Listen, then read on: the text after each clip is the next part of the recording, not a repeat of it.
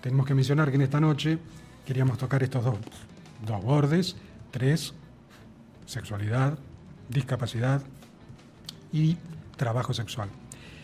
¿Por qué? Porque están unidos entre sí en este tema que queríamos plantear, que es el de la dificultad, de la imposibilidad de personas que necesitan de lo mismo que todos nosotros y que no les es posible experimentar. Hay otro sector de personas en la sociedad, en esta mesa imaginaria social que tenemos, en la que participan activamente en estos temas. Ellos son los terapeutas, psicólogos, psicopedagogos, acompañantes terapéuticos. Todos ellos están comprometidos generalmente con casos muy particulares y con familias enteras. En este caso vamos a tener también en esta noche la posibilidad de conversar con uno de ellos, Diego Herrera, que es un psicólogo, un profesional desde hace mucho tiempo comprometido con estas cuestiones, y ahora nos comunicaremos con él en un par de minutos.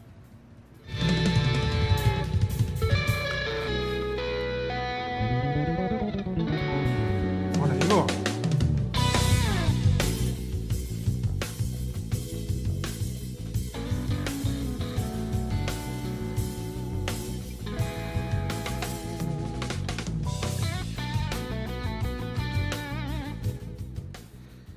Bueno, llegamos a estos minutos. Vamos a conversar con Diego Herrera, tal como había dicho hace apenas minutos. Buenas tardes o buenas noches, Diego, ¿cómo va? Hola Pablo, buenas noches, ¿cómo estás? Saludos a todos los que están escuchando también. Muchísimas gracias. Bien, aquí estamos, intentando meternos en un tema un poco complejo, un poco difícil, pero también necesitando de recurrir a gente como vos, que tiene experiencia en esto y está comprometida, como había dicho anteriormente, con estas cuestiones, con estas problemáticas. Y bueno, el caso es complejo. Yo digo, dentro de todas las dificultades, de las discapacidades que puedan existir, están desde ya las motoras, las físicas, neurológicas. Vos me corregirás en cualquiera de esto que estoy diciendo yo. Pero después están también las mentales, que es un poco más complejo aún. El abanico, tengo entendido yo, ¿no? El abanico de colores. Pero siempre, bueno, al menos estamos refiriéndonos en un caso en que, sea lo que fuere, la persona tiene las posibilidades de saber dónde se encuentra, ubicado en tiempo y espacio, y ser consciente de qué es lo que quiere. Al menos yo lo planteo de este modo. ¿Vos lo plantearías de un modo similar para, digamos, ponerlo arriba de la mesa o tenés algo que corregir? No, es así. El tema es que todo lo que vos mencionaste anteriormente, las cuestiones motoras, las cuestiones intelectuales, las cuestiones... hoy en día está como todo integrado y se piensa ya más a la persona de manera más holística, más como un todo, ¿no? Entonces ya no se habla tanto de discapacidad, sino de condición, por ejemplo. Ya no se dice más trastorno, por ejemplo, autista, sino condición de espectro autista, o capacidades diferentes, retraso mental o el retraso madurativo. Son algunos términos que van cambiando, pero lo que hacen es como pensar en una neurodiversidad, como para generar mayor simetría entre todos, ¿no? De acuerdo. ¿Qué sucede cuando en todos estos casos, experimentado lamentablemente por muchísimas personas, va transcurriendo el tiempo, van transitando la niñez, la adolescencia, llegan a su adultez y bueno, hay algo muy vital, un impulso que a todos nos toca, que es parte de la vida, y ellos no lo pueden resolver y cae en manos muchísimas veces tal vez de los padres o terapeutas. ¿Tenés qué podés decir con respecto a esto, ¿no? A este seguimiento en el tiempo? Claro, sí. El tema de la sexualidad es muy importante, es un área de la vida muy importante, cual sea la condición de la persona, Desde ya. cual sea. ¿Cómo? Desde ya digo, perdón, sí, te Sí, escucho, digo. sí. Claro, sea cual sea la condición de la persona. El tema es que esto no está del todo reconocido y hay mucha falta de información, lo que produce llevar a, digamos, a conductas desadaptativas para con este tipo de personas en condiciones diferentes, por decirlo de alguna manera, ¿no?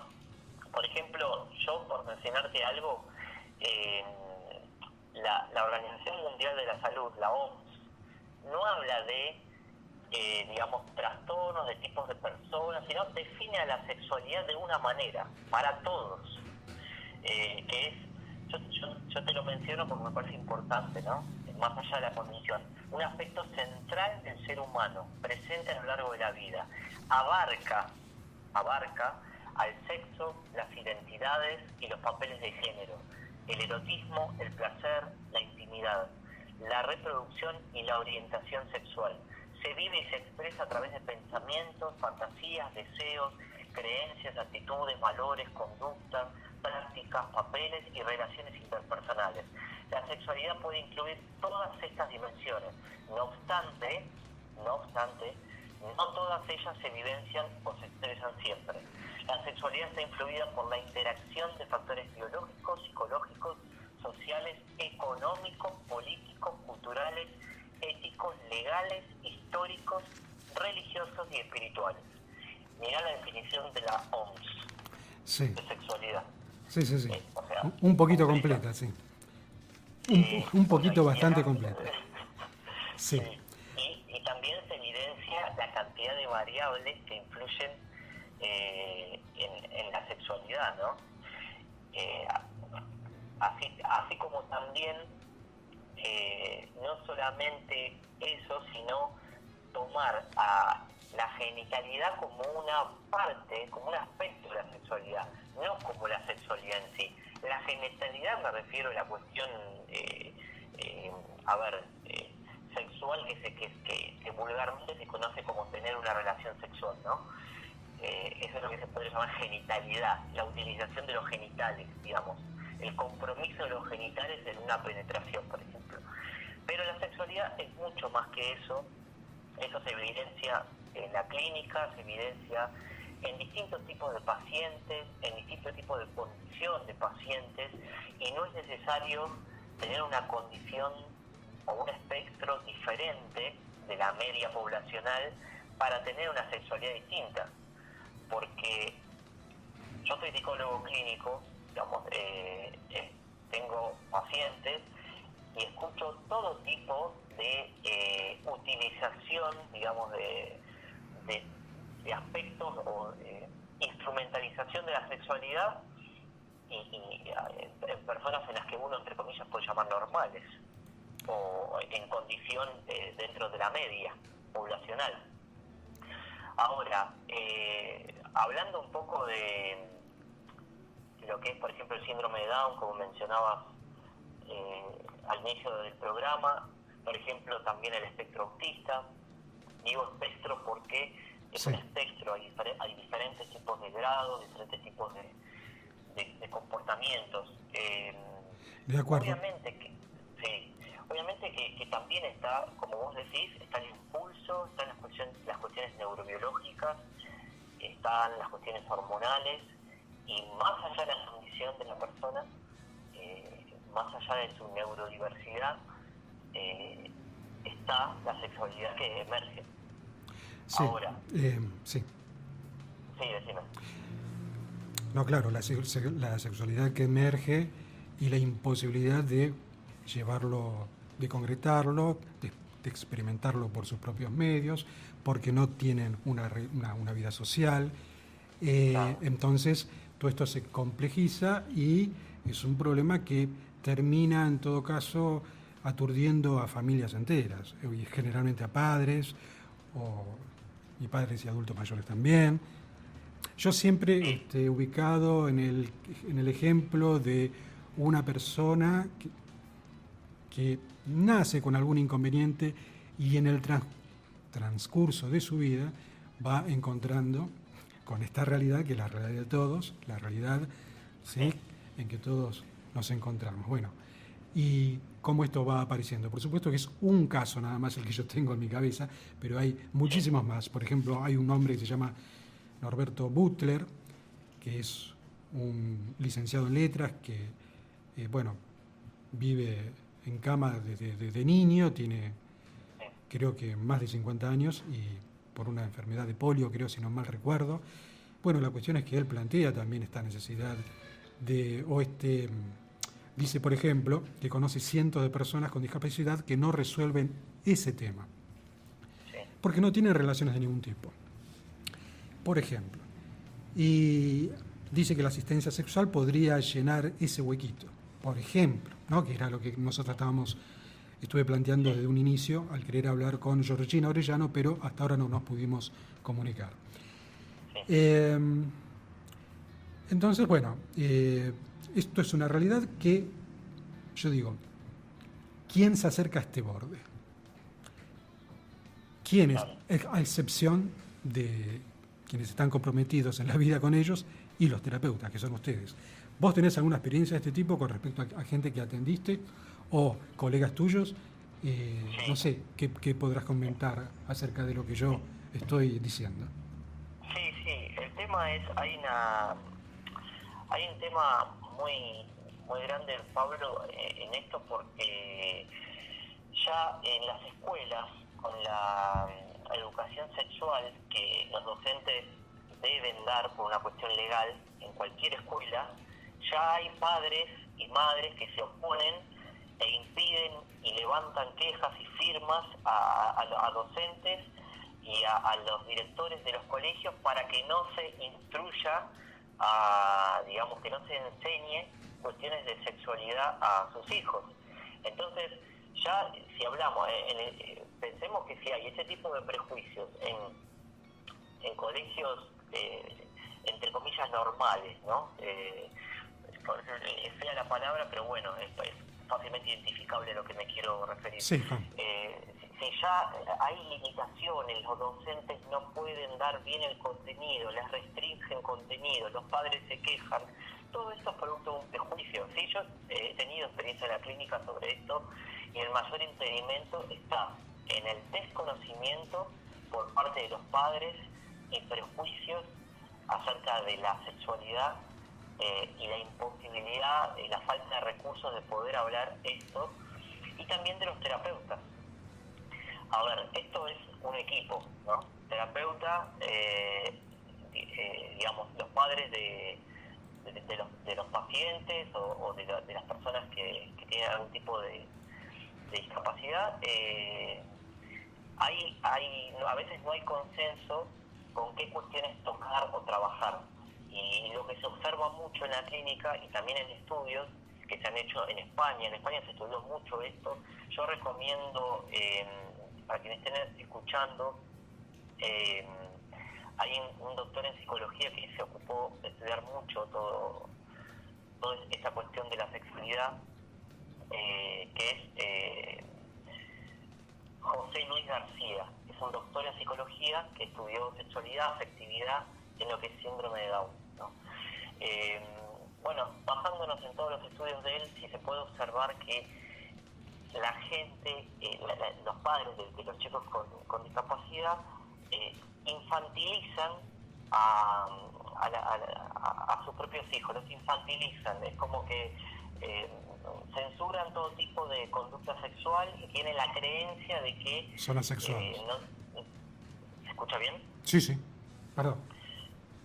Tienen la creencia de que no tienen sexualidad, que no van a tener relaciones, que ellos no sienten, y bueno, el desconocimiento también de los terapeutas y la falta de formación también de los terapeutas en esta cuestión. Por eso también hay especializaciones como para poder abordar estas cuestiones. Hay grupos de padres, por ejemplo, que se hacen para poder desmistificar y trabajar ese tema. Grupos de padres para poder orientarlos, porque A ver, vamos a tomar, por ejemplo, la población de chicos con adolescentes, jóvenes y adultos con síndrome de Down. En el año 20 vivían hasta los 9 años. Bueno, la gente mucho no se preocupaba. Hablando mal y pronto, vivían 9 años. Pero hoy, digamos, con toda la tecnología, con todas las cuestiones médicas, con todos los abordajes que se hacen, viven muchísimo más de 50 años y más. Así es. El pronóstico de edad. Entonces, ¿qué pasa? ¿Por qué esto de la edad, digo? Porque hay comorbilidades, es decir, hay cuestiones asociadas al, como vos decías al principio, ¿no? Más allá del trastorno hay cuestiones motoras, cuestiones intelectuales, cuestiones endocrinológicas afectadas, neurológicas, digamos. Es todo un abanico integral. Por eso yo te dije que es más holístico, ¿no? Pensarlo una cuestión más psiconeurobiológica y en interacción con lo social. Sí, de acuerdo. Pero sí. La realidad es que, bueno, hoy los adolescentes con síndrome de Down expresan la necesidad de lo sexual, el cariño, la necesidad de acercarse, digamos, a una persona. Pues, digamos, una persona para tener relaciones, para experimentar, para explorar. Pero ¿qué pasa?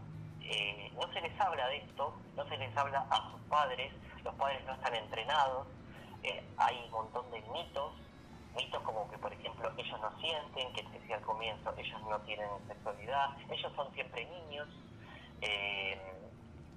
No, ahora, de acuerdo. Mitos, por ejemplo, como esto que te digo es un dato cierto, pero influye en el mito. Por ejemplo, que los hombres, varones con síndrome de Down, no son fértiles generalmente. ¿Y qué pasa? Al tomar este conocimiento ya se piensa que no van a tener ningún tipo de deseo sexual, cosa que no es cierto. No es cierto. De acuerdo.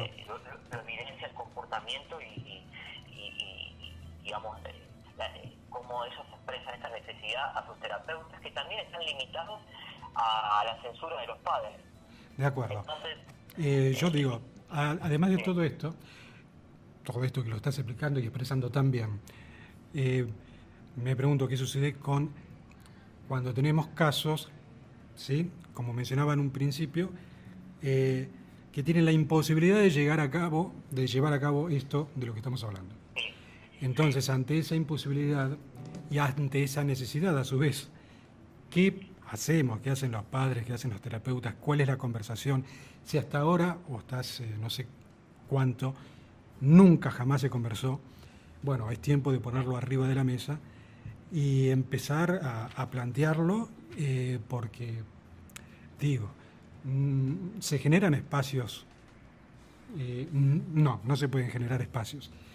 ¿Qué opinión tenés puntualmente de este servicio que algunos le llaman terapéutico, pero que en definitiva tiene la denominación de acompañante sexual, que se utiliza en ciertas partes de Europa, sobre todo en Suiza, por lo que estuvimos leyendo, y bueno, son experiencias muy a los cachetazos, como toda